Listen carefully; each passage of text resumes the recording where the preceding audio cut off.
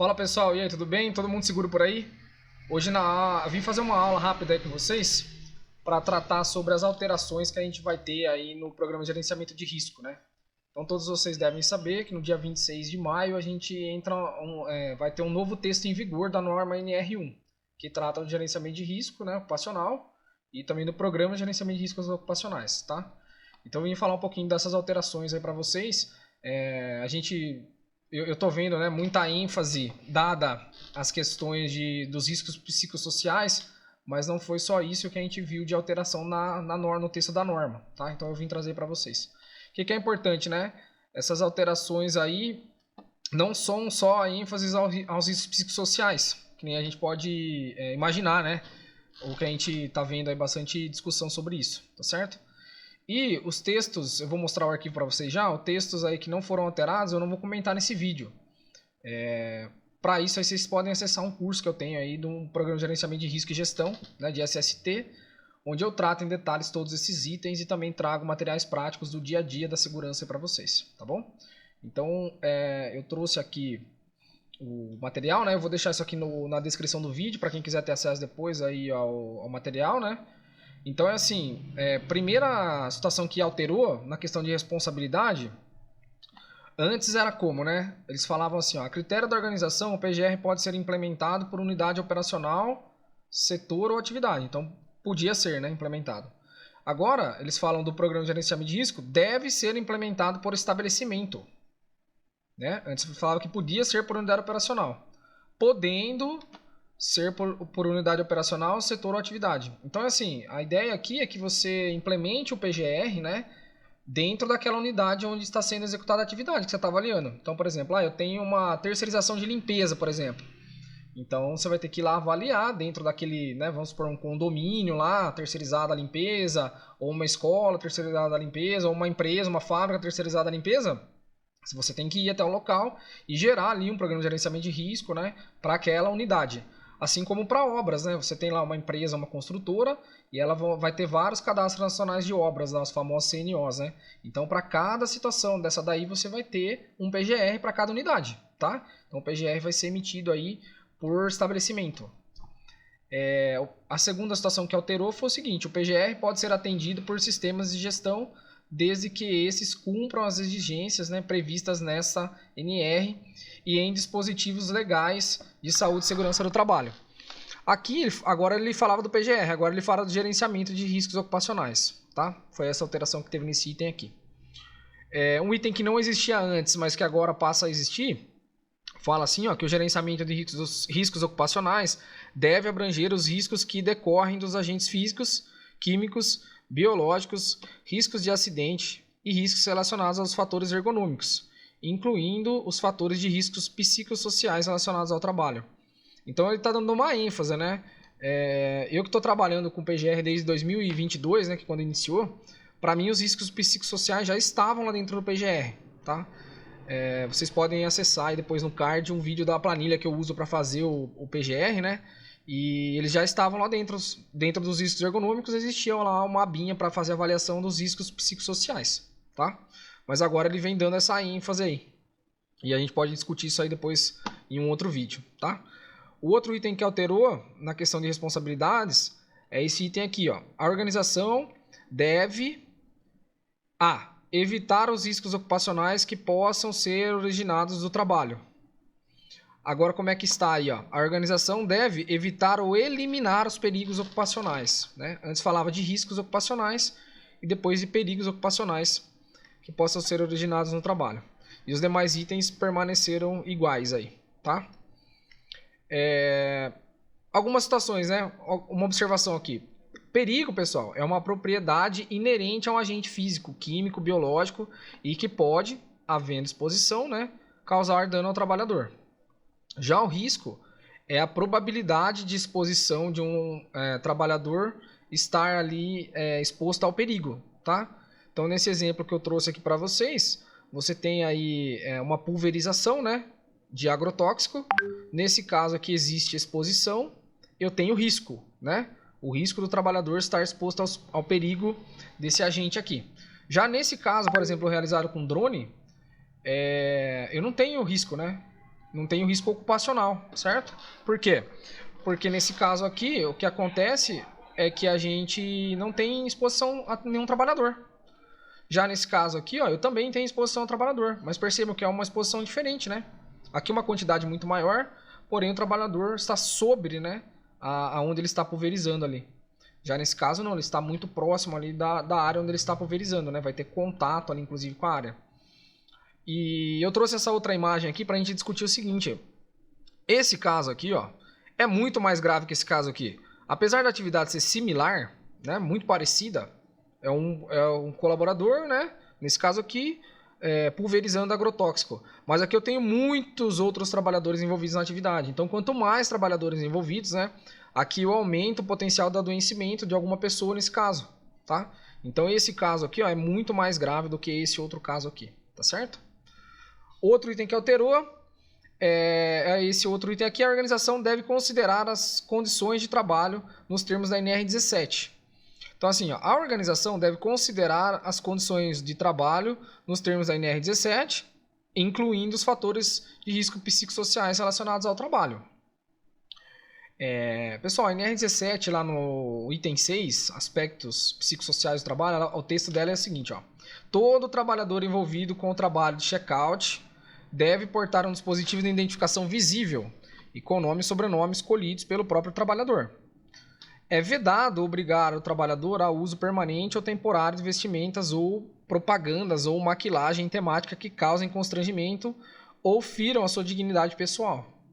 Então, a NR17, o texto dela é muito simples, né, para essa questão de risco psicossocial. A gente pode discutir em outro vídeo aí próximo os principais fatores, né, de riscos psicossociais e algumas formas que a gente tem de fazer o levantamento desses riscos, tá? Mas assim, não dá para se basear só no que a NR17 fala, né? A gente vai precisar buscar outras fontes aí de pesquisa para conseguir fazer um levantamento ok para isso aqui, tá? Outro item que alterou foi esse item aqui, né? A organização deve adotar mecanismos para consultar os trabalhadores quanto à percepção dos riscos ocupacionais, podendo para esse fim usar a CIPA, né? Agora a CIPA a CIPA mais A aqui, né? Que trata de assédios, né? Quando houver, né, a CIPA, e ela já tinha sido alterada em dezembro de 2022, comunicar aos trabalhadores sobre os riscos consolidados os que foram, né, identificados no inventário. Agora o item está assim, ó. A participação dos trabalhadores no processo de gerenciamento de riscos ocupacionais, proporcionando noções básicas sobre o gerenciamento de riscos ocupacionais. Então, a gente tem que adotar mecanismos para que os trabalhadores participem, né? E a gente tem que dar noções básicas sobre o gerenciamento de risco. Então, quando eu falo que eu tenho que proporcionar noções básicas, eu estou falando de treinamento, né? Então, dentro da nossa dinâmica do dia a dia da área de segurança, nós vamos precisar aí adotar formas, né, de que esses trabalhadores conheçam os riscos, né? A gente vê muito na parte de integração, às vezes, as pessoas fazendo, ou alguns treinamentos básicos da segurança do trabalho mesmo, né? Então, a gente vai precisar fazer isso aí, né? Treinar. E depois foi adicionado aí a consulta aos trabalhadores quanto à percepção, né? Que era o item A aí, podendo para esse fim ser adotada a CIPA, né? Quando houver, e comunicar os trabalhadores os riscos consolidados no inventário de risco. Então, que era o item B. Então, a gente teve esse item A sendo adicionado aí a essa situação. Então, treinamento, tá? Então, ó, antes consulta a CIPA e alguma ordem de serviço e integração já era possível a gente cumprir esse item, né? Agora não. Agora a gente precisa consultar a CIPA, fazer uma ordem de serviço de segurança explicando os principais riscos ali e os controles, né, existentes naquelas áreas. E depois a gente vai precisar fazer uma integração ou um treinamento sobre os riscos ocupacionais. Tá? Então, se você não faz isso aí na sua empresa, o ideal é que você adote ao, né, colaborador ser contratado, você fazer um treinamento de segurança com ele, explicando ali os principais riscos das áreas. Tá? Outro item que foi alterado aí. A organização deve adotar as medidas necessárias para melhorar o desempenho de SST. Agora, né, como é que ele está? A organização deve adotar as medidas necessárias para avaliar e melhorar o desempenho de SST. Pessoal, antes você tinha que ir ali o cumprimento do plano de ação, né? Eu tinha que adotar as medidas, então eu colocava lá no meu plano de ação o que ia ser implementado, né? Por exemplo, uma proteção de máquina e equipamento, um novo EPI que foi desenvolvido, um EPC, né? Agora a gente não tem mais isso, né? É necessário implementar indicadores de segurança. Então vem com aquela... como é que eles falaram lá? Essas novas mudanças vêm para implementar essa questão da gestão também, né? Então, a gente tem que implementar indicadores de segurança para avaliação de desempenho, certo? Então, eu deixei alguns exemplos aqui. Por exemplo, quantidade de treinamento de segurança realizado no prazo. Então, lá no seu ano, né, você sai com a sua agenda de treinamentos que você precisa fazer. Por exemplo, todo colaborador, uma vez por ano, precisa passar por uma revisão da ordem de serviço. Quantos lá no final de 12 meses você conseguiu fazer no prazo isso aí? Tá certo? Esse pode ser um indicador de desempenho. Também a questão de treinamento de altura, né? Então, eu tinha lá 50 funcionários para treinar, consegui treinar no prazo 45, 40. Então, você vai ter ali um indicador de quantos funcionários no prazo você conseguiu fazer o treinamento, certo?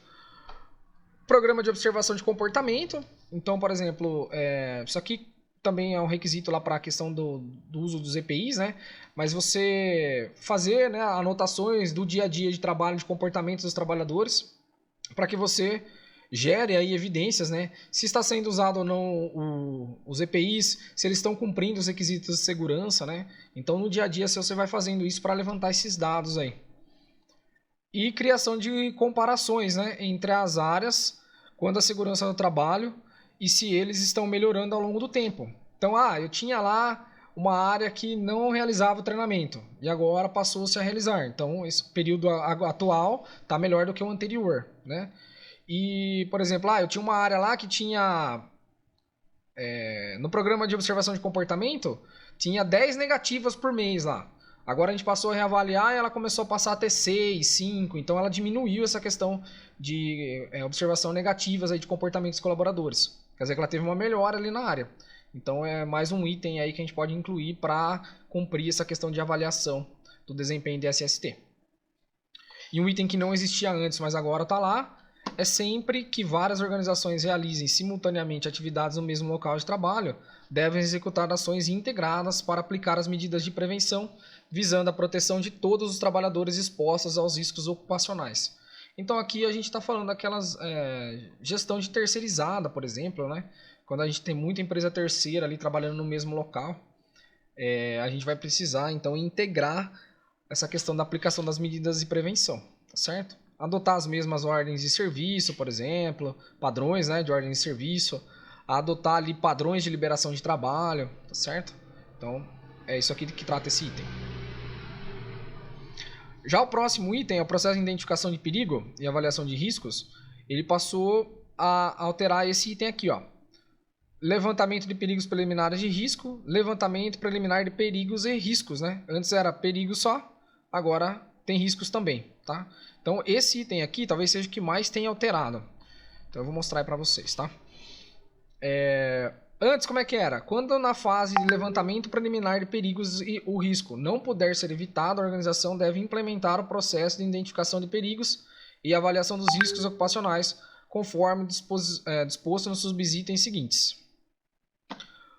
Agora, como é que ele está, né? O levantamento preliminar de perigos e riscos deve ser realizado para identificação de situações que é possível evitar ou eliminar perigos, né?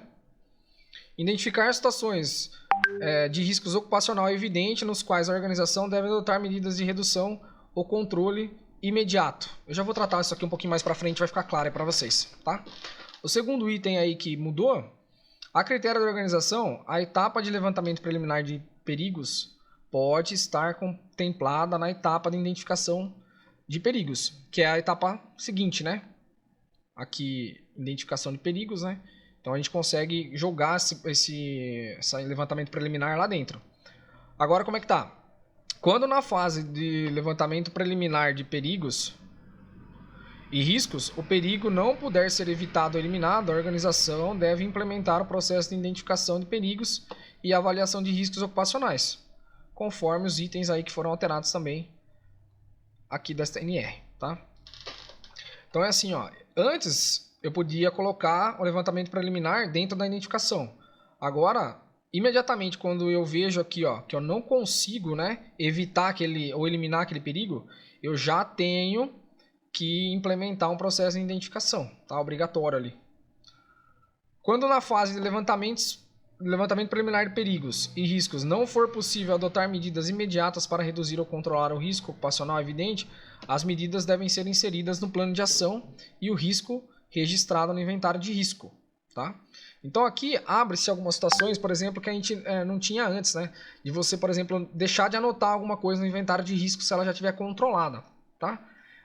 Depois eu trato dos possíveis problemas que a gente pode ter com relação a isso, mas é basicamente isso que está dizendo. Se eu tiver preliminarmente, né, um risco identificado e controlado, eu posso deixar de listar ele registrar ele no inventário, tá certo? Que eu não recomendo, né?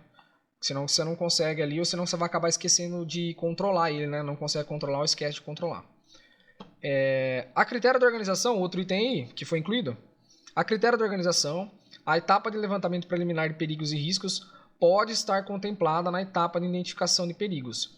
Então, eu posso fazer esse levantamento preliminar, né, como era no item anterior aqui, dentro da etapa de identificação de perigos. Quer dizer, eu não preciso necessariamente fazer um levantamento preliminar, eu posso já passar para a etapa de identificação. Por que é importante fazer um levantamento preliminar? Porque é o seguinte, né, pessoal, numa situação dessa aqui que eu trouxe de exemplo para vocês, ó, eu preciso levantar o perigo, depois identificar, avaliar esse perigo aqui, para falar que está acima do limite de tolerância ou que está muito ruim essa situação e que eu preciso gerar algum tipo de controle aqui? Não preciso, né? Essa quantidade de poeira, o cara o dia todo aí respirando esse tipo de poeira aqui, eu não preciso fazer nenhum tipo de identificação, avaliação. Já sei que está muito ruim, né? Então, nesse caso, o levantamento preliminar já me ajuda a tomar alguma ação em cima disso aqui, que é o mais importante para a saúde do trabalhador, né? E aí depois, se caso eu tiver que controlar essa ação, eu vou lá e coloco ela no plano de ação ou se não no inventário de riscos, né? Se for alguma coisa temporária, por exemplo, um respirador, e depois eu vou adotar alguma outra situação aqui, eu coloco lá no plano de ação. Mas inicialmente o levantamento preliminar é justamente para isso, para que rapidamente eu venha tomar alguma ação aqui nessas situações que a gente julga ser mais graves, tá?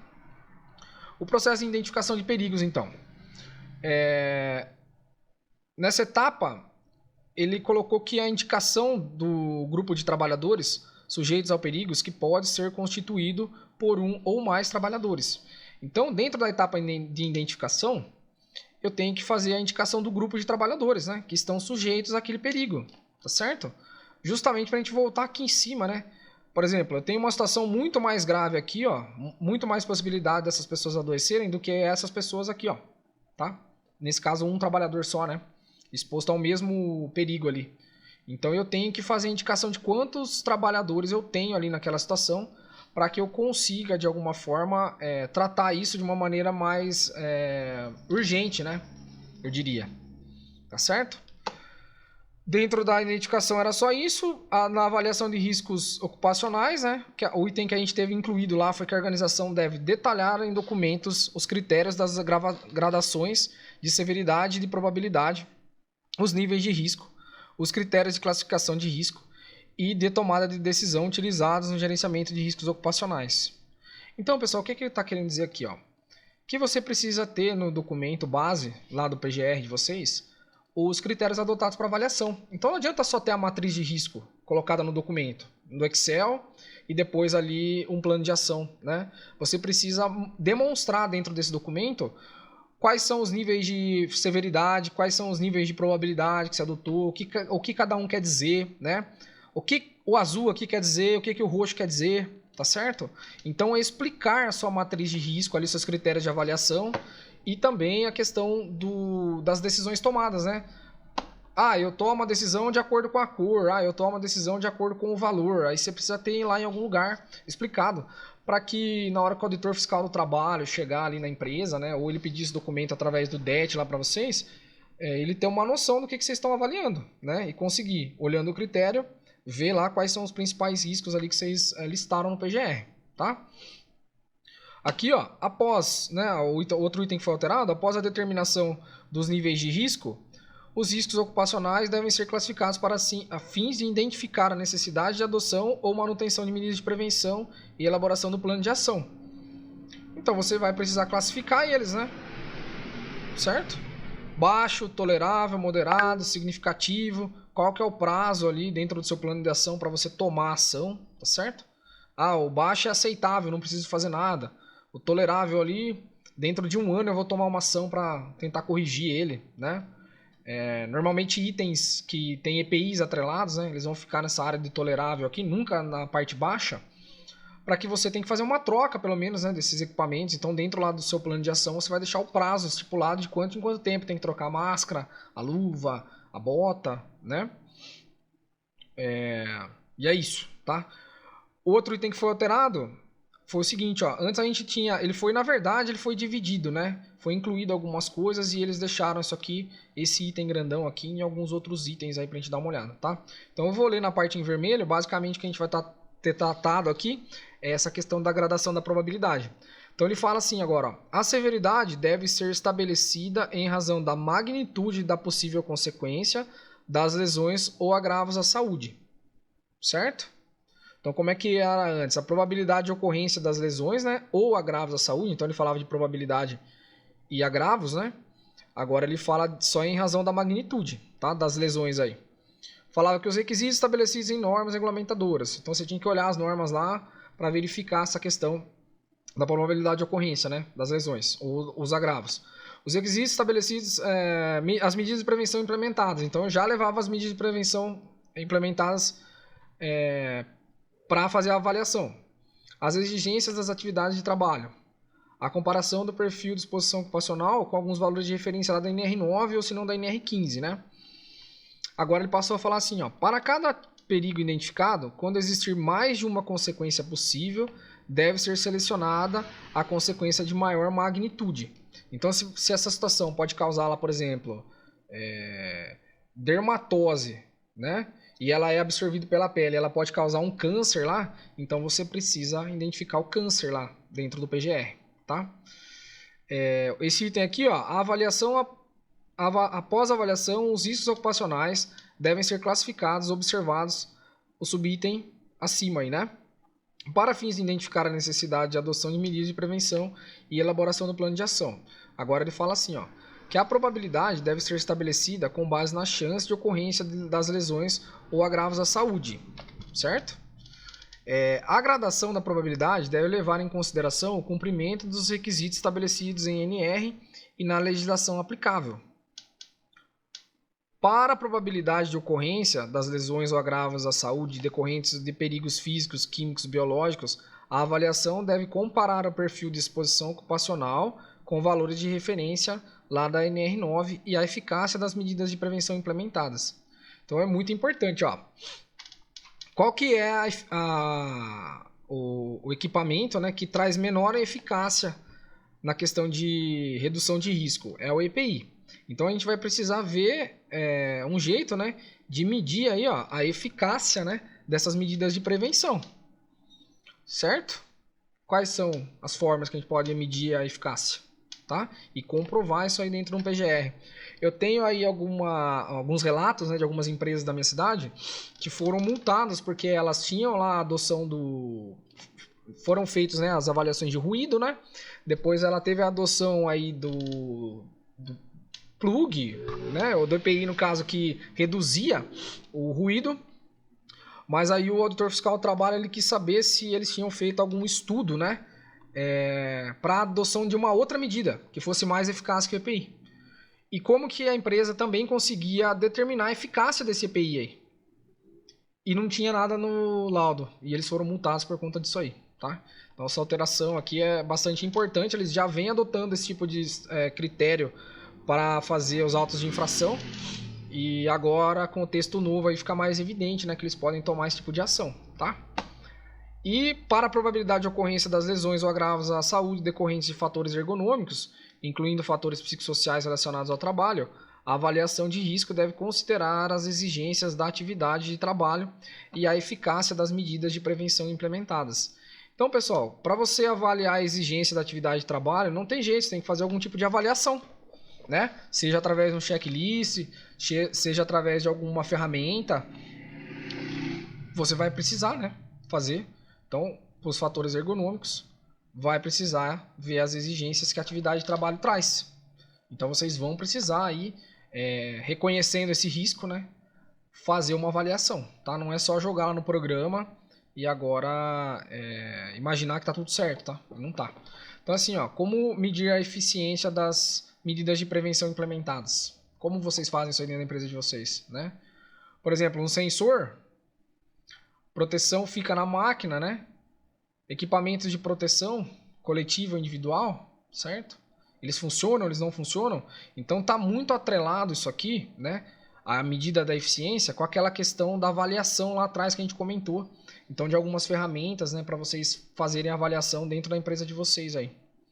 Outro item que foi adicionado, né, ou dividido aí, para a probabilidade de ocorrência das lesões ou agravos à saúde decorrentes de acidentes, a avaliação de risco deve considerar a exposição do trabalhador ao perigo e a eficácia das medidas de prevenção implementadas. Então, assim, pessoal, como, né, de novo, né, como você vai fazer a eficácia das medidas de prevenção, tá? É uma situação bastante complicada, né, para a gente poder avaliar esse tipo de situação, tá? Outro item que teve alteração foi esse item aqui, ó, a questão da continuidade, né? Então, o PGR aí, ó, o processo, né, de avaliação de risco, deve constituir um processo contínuo a ser revisto a cada 2 anos, ou quando a ocorrência das seguintes situações. Então, após a implementação das medidas de prevenção. Então, você fez o PGR, implementou lá as medidas que você listou no plano de ação, você precisa fazer uma reavaliação, né? Entender quais são os riscos residuais ali, se as medidas que você implementou estão sendo eficazes ou não, tá certo? Após inovação e modificação tecnológicas no ambiente. Então, instalei uma máquina nova, tem uma proteção nova, adotei um EPI novo, preciso reavaliar, certo?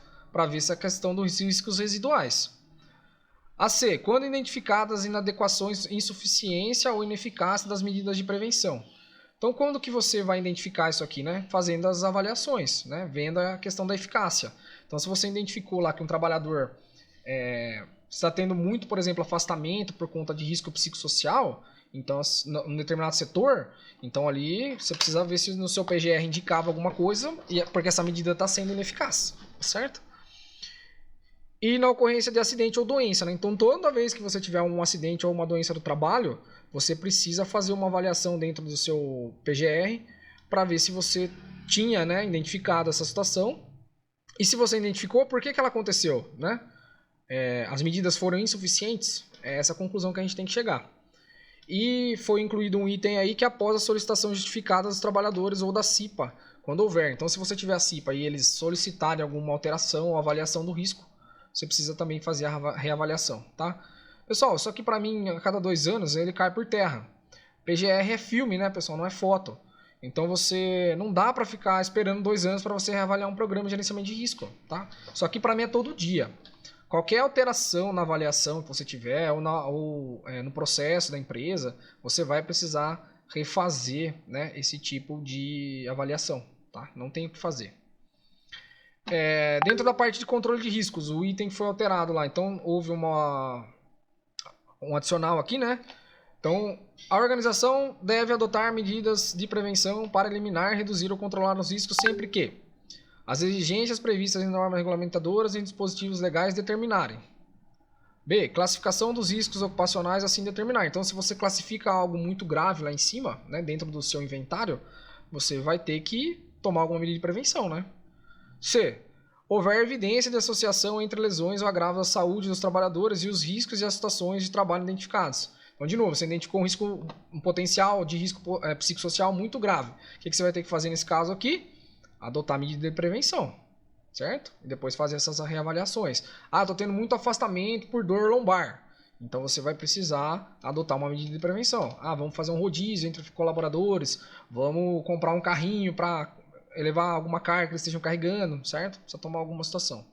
E as medidas de prevenção também vêm através dos resultados das análises de acidente e doenças que concluírem por essas necessidades. Então, de repente, o médico do trabalho chega em vocês e fala, olha, eu preciso que vocês tenham, né, visualizem essa situação, adotem alguma medida ali, porque tem muitas pessoas adoecendo naquele local, e aí a gente precisa tomar alguma medida de prevenção, certo?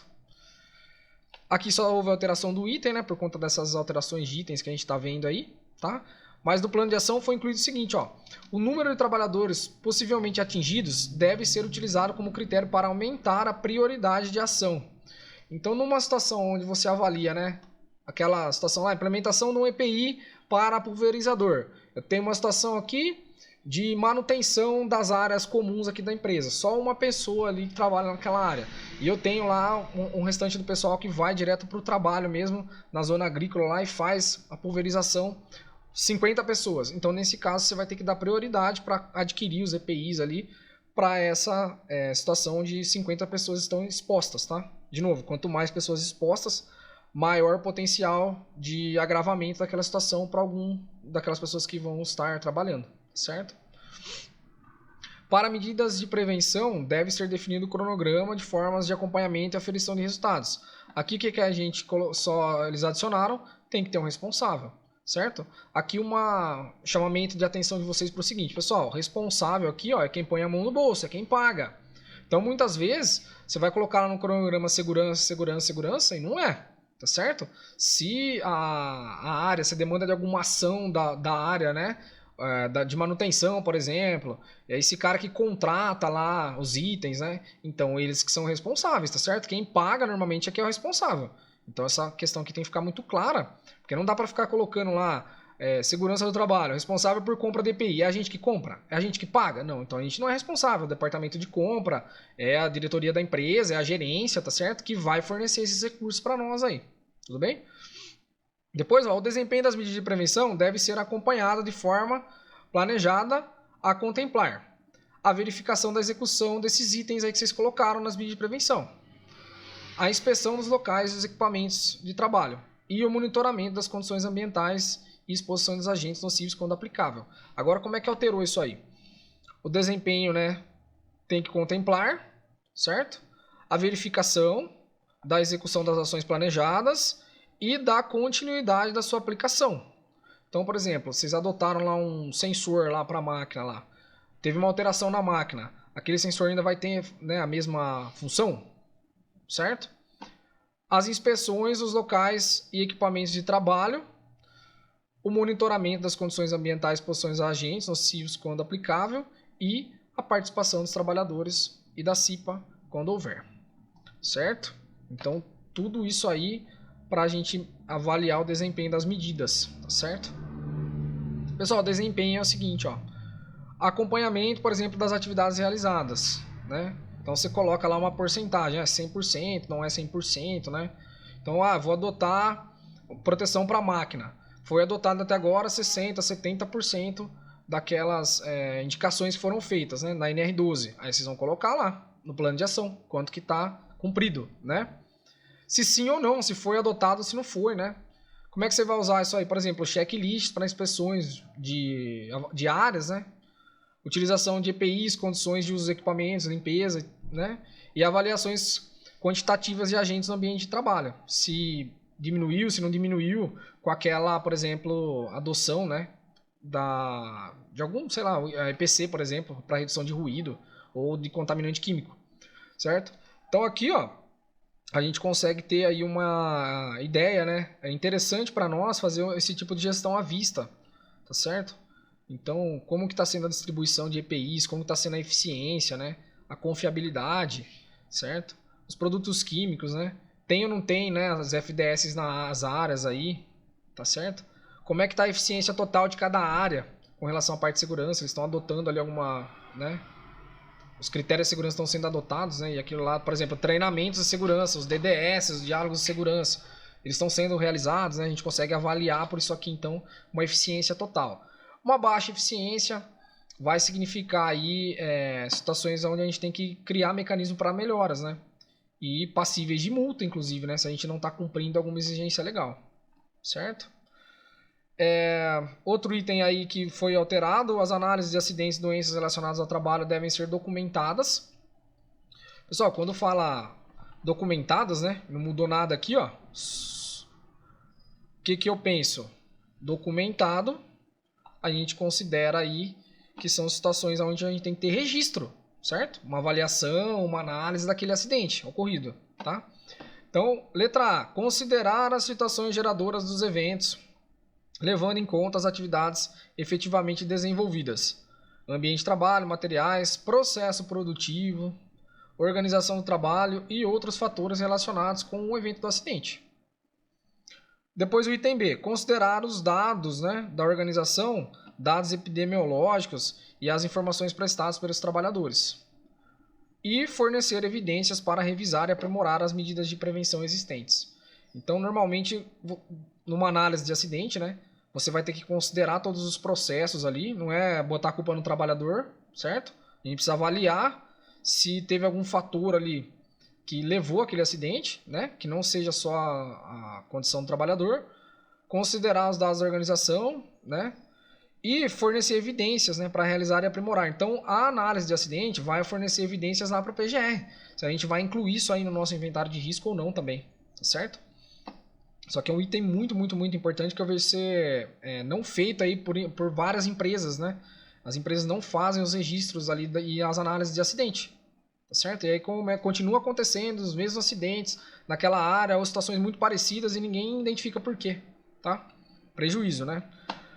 Preparação para respostas de emergências. Então, um item aí que foi alterado foi assim, ó, os procedimentos de resposta a emergências devem prever no mínimo, então é no mínimo, né? Os meios, quem são os responsáveis e os recursos necessários para primeiros socorros, encaminhamento de acidentados e abandono de locais afetados. Pessoal, aqui está diretamente envolvido com essa questão de treinamento, né? Formulação de procedimentos de trabalho, né? Então a gente tem aí dentro da área de segurança, aqui no estado de São Paulo, a IT-16, que trata dessa questão de procedimentos de emergência, tá certo? Então seguir esses requisitos mínimos aí da legislação. E a medida necessária para emergência de grande magnitude, quando aplicável. Dois itens foram incluídos aí. A organização deve realizar exercícios simulados conforme previsto em procedimento de resposta à emergência. Então você fez o procedimento, colocou lá. No estado de São Paulo você vai ter que uma vez a cada 12 meses e que deve incluir a periodicidade. Então você pode adotar o que está na legislação do bombeiro, que você tem que cumprir também, né? E devem ser geradas evidências do exercício simulado quando realizado. Então vocês precisam fazer. O que é essa evidência? É foto? É filme? Não, pode ser uma discussão ali, uma reunião da CIPA, uma reunião da própria brigada de incêndio, né? Então, uma ata descrevendo como é que foi o exercício simulado, quanto tempo que demorou, né? Como é que foi a questão de simulação lá, se foi um incêndio, se for um atendimento a uma vítima. Aí você relata tudo isso numa reunião e guarda essas atas aí, para se caso alguém pedir, né? Você conseguir entregar isso aí e não ser multado por esses itens aqui, tá certo? Documentação não mudou nada.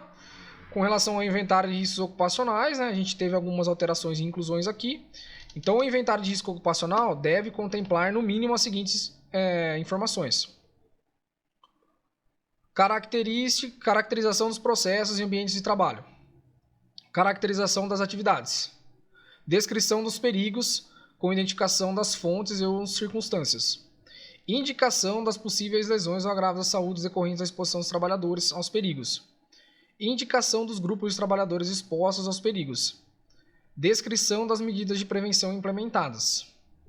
Caracterização da exposição dos trabalhadores aos perigos. Dados da análise preliminar ou do monitoramento da exposição a agentes físicos, químicos e biológicos. E os resultados das avaliações ergonômicas. Então percebam, ó, você vai tendo que ir inserindo, né, cada vez mais documentação dentro do PGR. Se você precisa colocar dados das avaliações das análises preliminares, vai ter que constar o formulário da análise preliminar. Todos os dados de monitoramento lá das exposições, avaliação de ruído, avaliação de vibração, avaliação de contaminantes químicos, vão ter que constar dentro de um laudo aí para você poder apresentar isso aí. E da questão das avaliações ergonômicas, né? Conforme a NR17, aí se precisar fazer. Por isso que é importante também fazer uma análise preliminar, né? De ergonômica ali para ver se não vai ter nenhum problema, tá? E o item I aí, avaliação dos riscos, incluindo a classificação para fim de elaboração de plano de ação. Então, tudo isso aqui está lá dentro da sua ficha de inventário de risco, certo? E você vai precisar, então, inserir essas outras características aqui dentro do documento, tá? Fala de disposições gerais aqui do gerenciamento de riscos ocupacionais. O item mudou para o GRO nas relações de prestação de serviço a terceiros. Então, aqui a gente vai tratar na última parte da gestão de contratadas, né? Então, um item que... diversos itens adicionados aí, né? O item que mudou, então, foi... No caso de utilização do programa das organizações contratadas, estas devem fornecer à organização contratante o inventário de riscos ocupacionais e o plano de ação referente às atividades objeto da contratação. Lembrem lá no começo que cada unidade de obra precisa ter o seu PGR? Então... vai ter que ser feita uma análise preliminar de risco dos locais, por exemplo, onde essa empresa vai estar trabalhando, né? Quais as atividades que ela realiza. Então, se você é técnico de segurança de uma empresa, você vai precisar exigir que esse tipo de documento esteja adequado a essa situação aqui. Tá certo? No caso das organizações contratadas, em que os serviços são prestados somente pelo titular ou sócios, a organização contratante deve estender suas medidas de prevenção aos riscos das atividades objeto de sua contratação, quando atuarem em suas dependências no local previamente convencionado em contrato. Então, eles estão na planta aí da sua empresa, eles têm acesso a alguma determinada área, vocês vão precisar estender suas medidas de prevenção para esse pessoal, exigir pelo menos que eles utilizem ali as mesmas medidas de prevenção, tá? Era assim, o PGR das empresas contratantes poderá incluir as medidas de prevenção para as empresas contratadas, para a prestação de serviço que atuem em suas dependências no local previamente convencionado em contrato ou referenciar os programas das contratadas, né? E a organização contratante deve informar as organizações contratadas os riscos ocupacionais sob sua responsabilidade que possam impactar nas organizações. Então, de novo, na gestão de contratados, a gente tem que informar os riscos lá para eles, né? Que eles vão estar expostos, por exemplo, vai fazer uma obra em determinada área e tem um agente químico lá que exige o uso de um respirador. Eles vão ter que trazer o respirador, né? Só que eles só vão saber disso aí na hora que a gente informar para eles o risco. E aí eles vão ter que colocar lá no plano do PGR deles, lá no plano de ação, a adoção da máscara, tá? Ou do respirador aí. E o último item aí que a gente vai avaliar no caso de organização contratados que realizam atividades no estabelecimento da organização contratante, cujos riscos resultem da interação das atividades das organizações, as medidas de prevenção devem ser definidas em conjunto, sob a coordenação da organização contratante. Então, quem tiver aí empresa terceirizada aí dentro, vai ter que assumir aí, pelo menos, essa gestão, né? Fazer com que eles cumpram aí as determinações mínimas de exigência de vocês aí. Tá certo? Pessoal, era isso por hoje. Espero que vocês tenham gostado aí da aula, que tenha ficado claro como é que isso aqui vai funcionar ao longo aí de 2025 e daqui para frente, tá? Lembrando que as normas estão sendo atualizadas direto, né? E que também esse arquivo aí com as alterações vai estar disposto aí na descrição do vídeo. Beleza? Valeu, pessoal. A gente se vê aí. Até a próxima.